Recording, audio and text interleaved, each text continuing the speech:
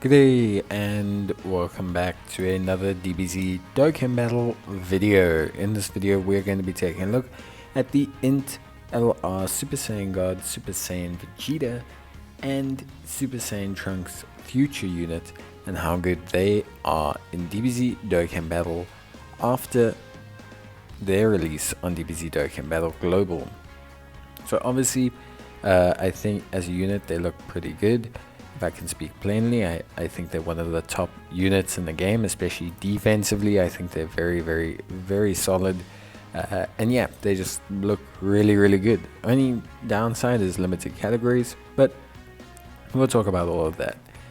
So they're a bond of parent and child or future saga category lead of Ki +3, HP attack and defense of 170%. And they have an extra 30% for Battle of Fate category units, which is a bit of a strange category. It's not too bad, but it's not too great.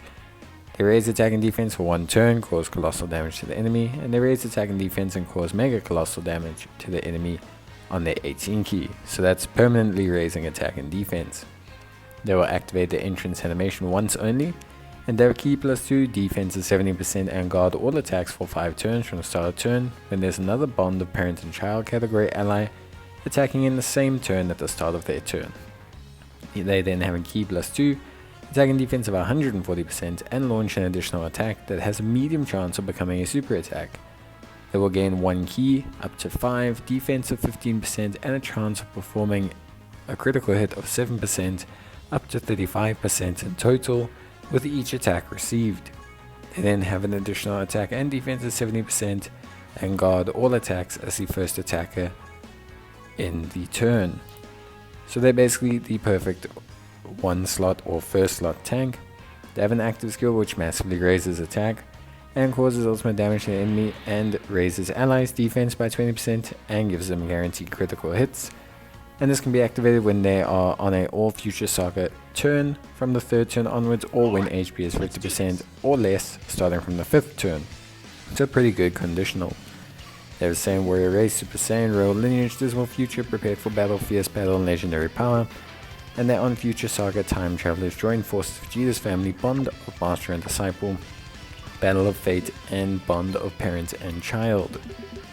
Now Battle of Fate is an okay category to have the extra 30%. Basically it's a, cut a long story short, they're like a 200% lead for a lot of Gokus and Vegetas. Mainly the Super Saiyan 4 Goku and Vegeta LRs, MUI Goku, the LR SS4s, so that's all pretty nice if you want to look at it that way. They do also cover the Future Saga equivalents, so Zamasu, which is interesting, a lot of Zamasus, and a lot of Trunks, so Future Trunks is specifically the Dragon Ball Super Future Trunks. And then of course they also cover some Realm of the God Goku and Vegetas. But for the most part it's not the greatest category, especially to have a 200% lead on. It's nice that it covers some units under the parent and child bonding category or under the future saga category. It doesn't really do much else. They've got a very nice entrance animation. I think overall they actually have some of the best animations in the game. If I'm being honest, I am biased. So, full preface to this review, I will try my best to refrain from being biased, but Trunks is my favorite character. Trunks and Vegeta as a combo card, pretty close to my dream card, and I think the animations were done really well for this scene. It also doesn't help that they link very well with my second favorite LR besides them, which is the AGL Gohan, Future Gohan and Trunks, which is one of my favorite cards, mainly because, again, featuring one of my favorite TV specials being the history of Trunks. So pretty interesting. Right off the bat, some good stats from them. Obviously really nice stuff overall, good performance. Attack stat can be a bit low to start off with. I think we've seen cards come out with slightly higher attack stats, especially right off the bat. So I wouldn't say they're like a crazy offensive juggernaut. You know, if you compare them to units like Kaioken Goku, LR Kaioken Goku, or to even the LR SS4s or the Super Saiyan God Boys, generally those units appear to have a higher offensive cap right off the bat. I think that's fairly obvious to see. In terms of everything else, I think, these guys are pretty good. I think defensively they're one of the strongest, if not the strongest unit in the game. I think their guarding all types is incredible. Obviously it's pretty unconditional. Putting them in the first slot is not the worst basis to have guard mechanics be based. And they also have the ability to stack and really beef up their defense, which is also, again, very, very good. Obviously, it does take a while for them to stack their defense. It isn't something that, you're going to be able to get straight away. They take a couple turns to really build up that defense. But with their LR stats and everything, they do tend to look pretty good. Here we can see 5.2 million, very solid. Time Travelers category support of 40% on here. So damage-wise, it's relatively decent, I want to say. They're not fully built up yet, so we don't have that fully built crit chance. One super nice thing about these guys is they do have a 35% built-in crit chance.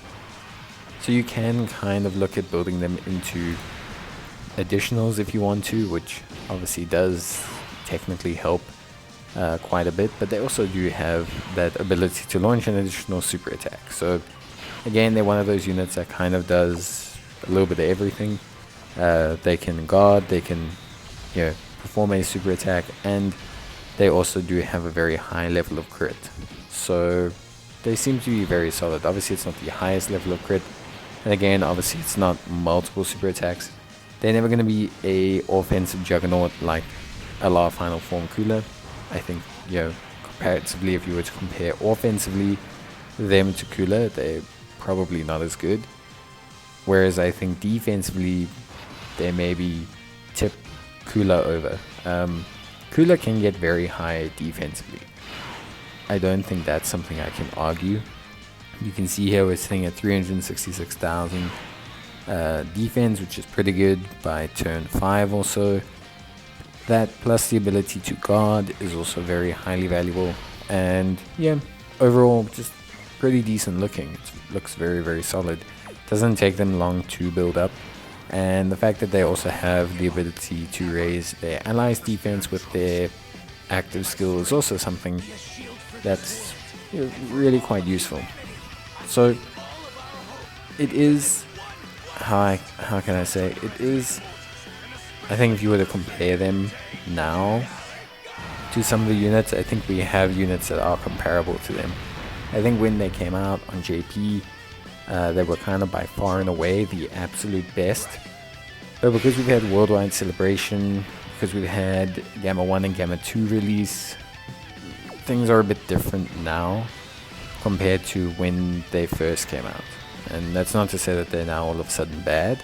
I just think the feeling that they gave JP players, where they were kind of like this solution, this overwhelming solution to the difficulty of Red Zone, isn't necessarily the same as it is on Global. We already have some great solutions to Red Zone. We have Carnival Goku, Bird Crew, we have LR Final Form Cooler, we have the Metal Cooler, we have the AGL Super Saiyan Joint Duo, we have Gamma 1, we have Gamma 2, who are great solutions to even Cell Max.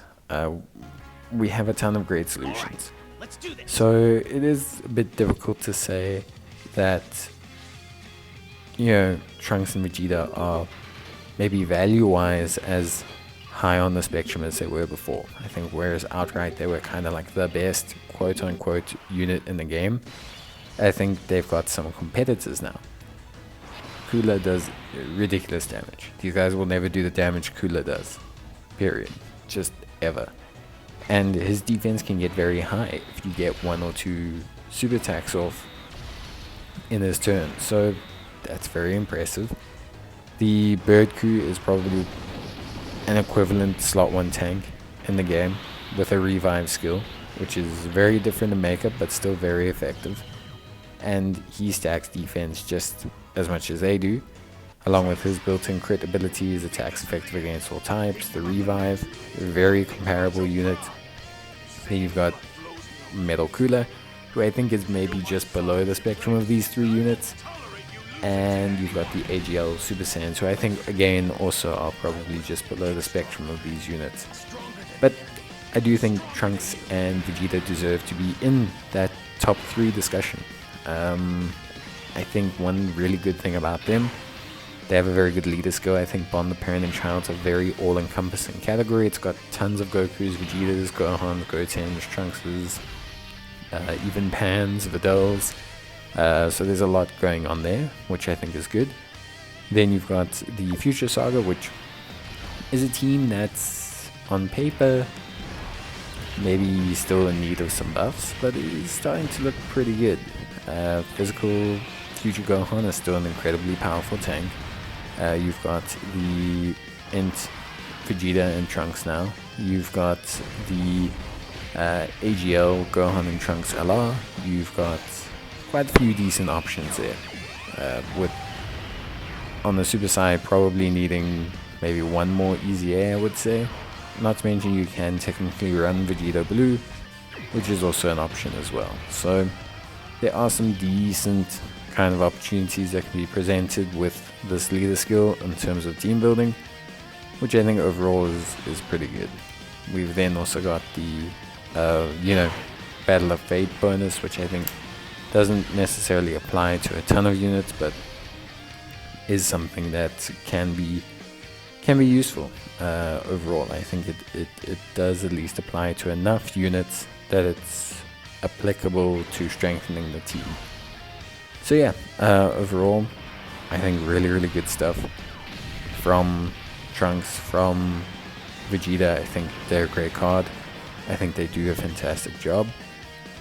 For me personally, I would rate them as the best unit in the game, but again, I am biased because quite frankly I would have given them the best unit in the game even if they were trash, because they have Trunks and they have Vegeta on the card. So, but I think objectively speaking they're definitely in that upper bracket of units. I think if you're looking for a unit to help you with Red Zone, I think their skill set is there. It's not just that they are a powerful unit in themselves with a very decent link set, it's that they are also leaders of the Bond the Parent and Child category, which includes some very good units for Red Zone. It's got Birdku, who's a great unit. It's got Super Saiyan Goku Gohan, who's a fantastic unit. It's got the Super Saiyan God duo, so fantastic pairing there. It's got pretty much everything you'd want in a Red Zone team. You can run AGL Gohan on there, you can run Tech Mystic Gohan I believe as well. So there's plenty of options to run under their team, which makes it an interesting kind of play, because like I say, it's just a very strong team.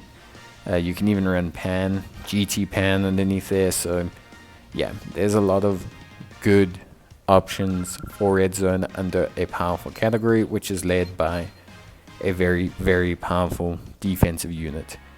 So yeah, personally speaking, obviously in terms of link skills, link leveling them is not huge. Link leveling future Trunks units has never historically been a huge gain unless they have called Judgment, some of them. Generally, Saiyan Warrior Race, Super Saiyan Royal Lineage, just one future, prepared for battle, fierce battle, legendary power. All very strong link sets, versatile more so than individually strong. So you gain a little bit from link leveling, you gain 5% attack from Saiyan Warrior Race, from Super Saiyan, from Royal Lineage.